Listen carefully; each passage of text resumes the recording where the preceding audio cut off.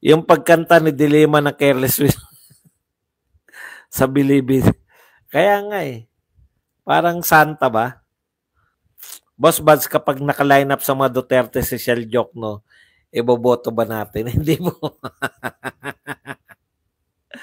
Boss, kung ipatigil, ipasara lahat ng pogo sa bansa, magiging kapanipaniwala silang seryoso sila. Di yung si Mayor Alice lang ang dinidiin nila. Tapos i-connect nila kay FPRRD as protector kuno. O yun nga po, yun nga ang kaya nga hinahamon natin sila eh, di ba? Bakit hindi nyo ipagbawal? Senador kayo. Senador ka. Gumawa ka ng batas. Bawal na pogo. Kaso halatang halata kayo eh. Biruin nyo ulit na naman yung Parmali. Walang testigo na nagsasabi na kaugnay si Pangulong Duterte dyan. Wala rin pong ebidensya na nag-uugnay kay Pangulong Duterte. Pero, hinala. Pucha, pwede ba yun? Nag-iimbestiga pa kayo tapos hinala lang yung sasabihin ninyo. Ba't pa tayo nag-aksaya ng pera? Maghinala na lang kayo. Tilito Lapid aka Leon Guerrero nagsalita na pala patungkol sa Pogo sa Pampanga. Kung ako taga Pampanga, maano ko eh. No? Masasaktan ako. Bakit probinsya lang namin? Ewan ko kung ba't hindi nagsasalita yung mga taga Pampanga. Yung mga politiko dyan. Bakit probinsya lang namin yung binabanatan nyo? Nice yan si KPL boss, jajakitan tas tanggalin din. Totoo ba yan na na-confirm na ang Duterte sa 2025? Sana nga hindi ka babago para maproteksyonan nila si Sara kasi i-impeach nila yan simula ng second term onward. Sabi ni Mamila Vlog. Kuya Bad, sabi ni Bukbuk, mababa daw si Sara Duterte, mataas daw si Marcos. Same lang naman silang 58%. Hindi mo alam kung gaano katatalino. Ito pa, yung satisfaction rating, si Sara Duterte 50%, si PBBM 45%. Kakantsawan nyo. Kung mababa si BP Sara, mas mababa si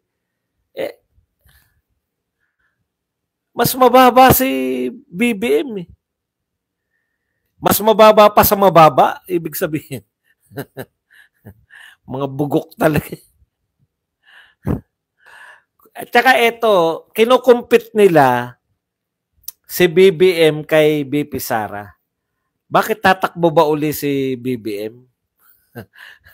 Hindi na po tatakbo yan eh. Dapat yung sa mga bata nyo, kay Martin Romualdez, dapat doon nyo kinukumpara. Pakinggan mo ang awitin na lumipad ng Agila para kay BP Sara, na kahit walang budget ang office ng BP, ang daming achievement na nagawa, ang daming natulungan ng Agila. Diyan sila mayayari, no? Kasi hindi nila alam eh. Nagtayo po si BP Sara ng 10 satellite office para mas maraming matulungan. Habang sila tokis-tokis lang kung paano mananalo, kami leader ng oposisyon. Lang kung paano mananalo, kami leader ng oposisyon. Ay tataguyod natin, bubuwagin ng mga pader ng kahirapan, itataguyod natin, bubuwagin ng mga pader ng kahirapan, itataas ang mga laylayan ng mga siningitan, mga ganon. Wala kay BP Sara yan, pero tignan nyo naman. Siya lang po ang tanging vice president na nakapagtayo ng 10 satellite offices. Di ba? Walang nakaisip. Ang dami naging vice president. Kuya Bad, simpleng sukatan ng vlogger, itanong kung support si Sara sa 2028. Pag sumagot ng depende, alams na. 'Di ba? Depende saan. Ele Elena Tomaning. Ibig sabihin magbabago pa yung magbabago pa yung personalidad ni VP Sara mula ngayon hanggang 2028. Sorry, Boss Buds, kung magulo ang chat ko. Ibig kong itanong, bago lumabas yung 58% na rating, ano ang previous rating nila? Ay, hindi po importante yan. Yun nga po yun eh. Kasi kayo, doon nila tayo dinadala. Di ba? Ito yung dating rating. Tignan nyo sila mag-sorry ah. Ito yung dating rating. Siyempre, ang interpretation po ng rating, ipapabor mo sa'yo.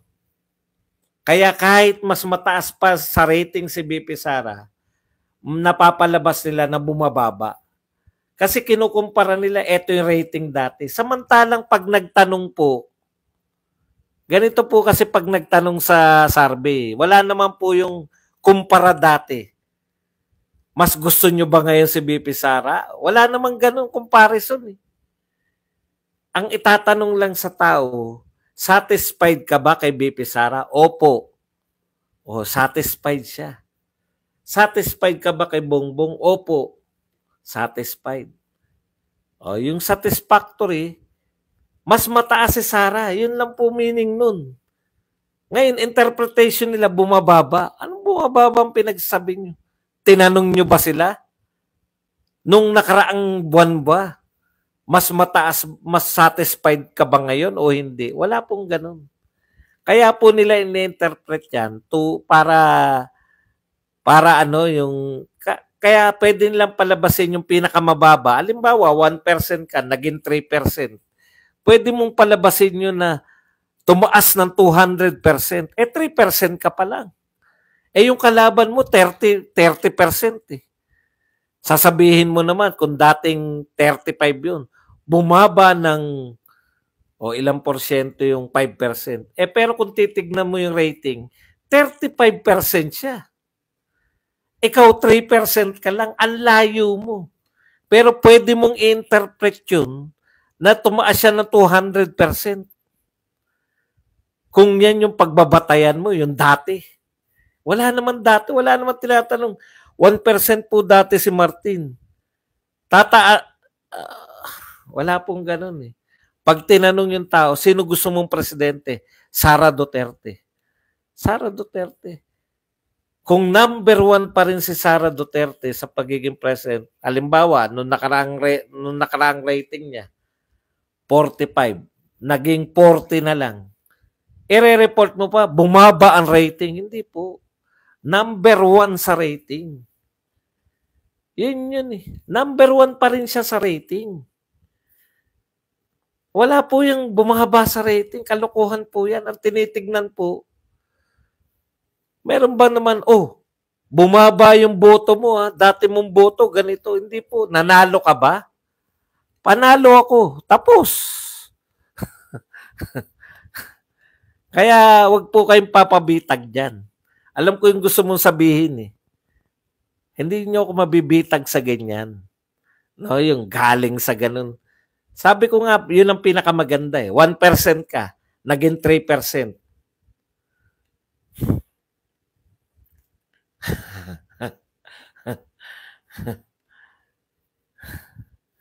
And, alam ko yung gusto mong sabihin wit-wit eh. Gusto nyo sabihin na bumaba si BP Sara, tumaas si Bongbong. Ito nga halimbawa ko sa iyo. Halimbawa si Martin, 1% siya. Naging 3%. Siyempre, tumaas ng 200%.